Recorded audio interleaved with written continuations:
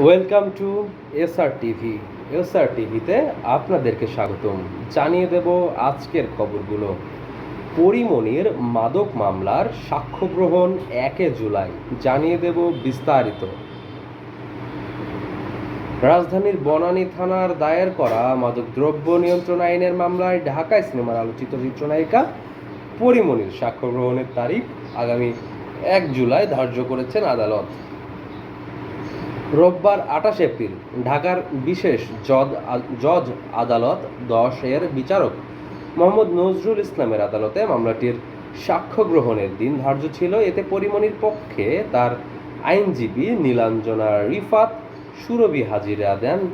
এরপর তিনি মামলাটির উচ্চ আদালতে আদেশের অপেক্ষায় রয়েছে জানিয়েছেন। সাক্ষ্য গ্রহণ পেছনের জন্য সময়ের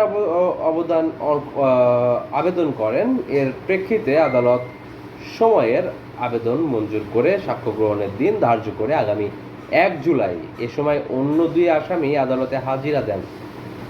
এর আগে গত বছরের 9 জানুয়ারি আপিল বিভাগের জ্যেষ্ঠ বিচারপতি মোহাম্মদ নুরুজ্জামানের নেতৃত্বাধীন 3 সদস্যের বেঞ্চ আদেশ দেন পরীমনির মাদক মামলার কার্যক্রম 6 মাস স্থগিত থাকবে। প্রসঙ্গত 2021 সালের 4 আগস্ট চিত্রনায়িকা পরীমনির বাসায় অভিযান চালায় র্যাব।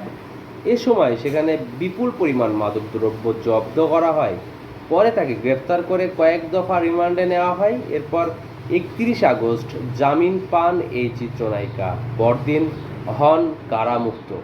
আজকের খবর এই পর্যন্তই। পরবর্তী আপডেটের জন্য এসআর টিভির সঙ্গেই থাকবেন। ধন্যবাদ।